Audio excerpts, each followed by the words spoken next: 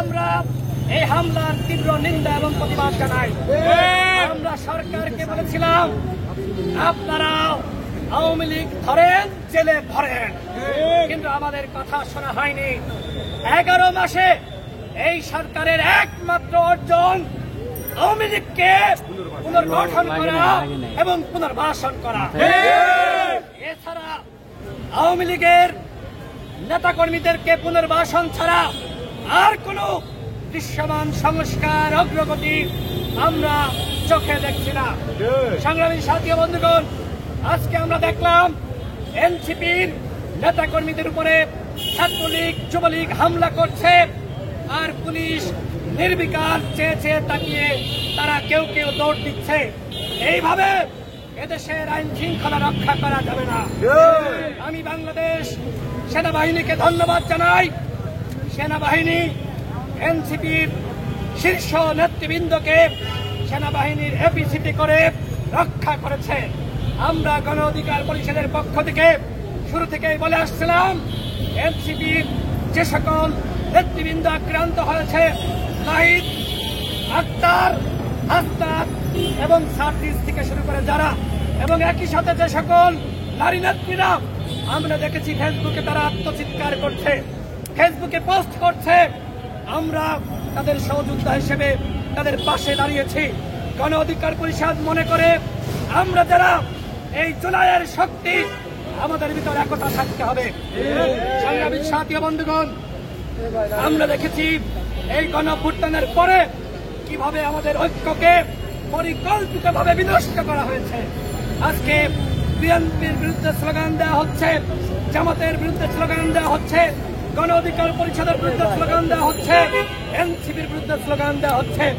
অথচ এই যে আমরা যারা বিপ্লবী, যারা হাসিনার পতন ঘটিয়েছি, আমরা রাজপথে নেমে হাসিনার বিরুদ্ধে স্লোগান দিয়েছি। সেই বিপ্লবী শক্তির বিরুদ্ধে আজকে ষড়যন্ত্র শুরু হয়েছে। সেই বিপ্লবী শক্তিকে পরিকল্পিতভাবে বিভক্ত করা হয়েছে। সরকারের 11 মাসে সরকারের অর্জন আমাদেরকে বিভক্ত করেছে।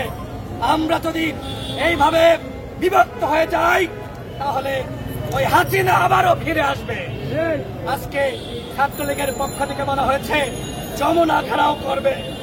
স্পষ্ট কথা বলছি, ঢাকার রাজপথে যদি তোমরা মিছিল করার চেষ্টা করো, ওই ছাত্রলীগ যুবলীগ পান্ডা লীগ তোমাদের পেটের চামড়া থাকবে না। আওয়ামী লীগের চামড়া তুলে নিব আমরা। সংগ্রামের সাথী বন্ধুগণ, আমার সর্বশেষ বক্তব্য হলো একতা, একতা এবং একতা। যদি এই ভারতীয় ষড়যন্ত্র, ভারতীয় আধিপত্যবাদ, শেখ হাসিনার ষড়যন্ত্র, আওয়ামী লীগের উৎপাত বন্ধ করতে চান, তাহলে এই বিপ্লবী শক্তিকে একতাবদ্ধ থাকতে হবে। ডক্টর মোহাম্মদ ইউনূসকে বলবো, এই স্বরাষ্ট্র উপদেষ্টাকে জাতিয়ে বিদায় করেন। এই স্বরাষ্ট্র উপদেষ্টা বিভিন্ন জায়গায় পরিদর্শনে যায়, সে বলে বাবু খাইছ, এই নাও 500 টাকা। এই স্বরাষ্ট্র উপদেষ্টার কাজ কি এইটা? আমরা এইরকম সুশীল মার্কা স্বরাষ্ট্র উপদেষ্টা চাই না। গণ অধিকার পরিষদের পক্ষ থেকে আমরা বলেছিলাম, বিপ্লবের সমস্ত শক্তিকে নিয়ে আপনারা একটি জাতীয় সরকার গঠন করেন। কিন্তু ওরা মনে করেছিল জাতীয় সরকার গঠন করলে বিএনপি জামাত গণ অধিকার পরিষদকে ভাগ দেওয়া লাগবে। আমরা কি ভাগের চিন্তা করেছিলাম? আমরা দেশের চিন্তা করেছিলাম। এই দেশকে যদি আপনি বাঁচাতে চান, যদি এই আবু সাঈদ মুগ্ধের চেতনাকে বাঁচাতে চান, তাহলে জাতীয় সরকারের কোন বিকল্প ছিল না। কিন্তু তারা মনে করেছে যে আমাদের কথা, এই কথার গুরুত্ব দিয়ে লাভ কি? আজকে বুঝতেছেন তো, আওয়ামী লীগ আজকে শক্তি অর্জন করে ফিরে আসতেছে। গোপালগঞ্জে আজকে তাণ্ডব তারা চালিয়েছে, পুলিশের বিরুদ্ধে তাণ্ডব চালিয়েছে, সেনাবাহিনীর বিরুদ্ধে তাণ্ডব চালিয়েছে। আমরা এর আগে দেখেছি কতিপয় বিপ্লবী সেনাবাহিনীর বিরুদ্ধে স্লোগান দিয়েছিল, সেনাবাহিনীর বিরুদ্ধে এক ধরনের ষড়যন্ত্র করছিল। সর্বশেষ আজকে প্রমাণিত হলো দেশের একমাত্র প্রতিষ্ঠান সেনাবাহিনী। জনগণের বিপদে, যে কোনো দলের বিপদে সবার আগে সবসময় মুক্তি দিয়ে পাশে দাঁড়ায় সেনাবাহিনী। আমি এই সেনাবাহিনীকে ধন্যবাদ জানাচ্ছি।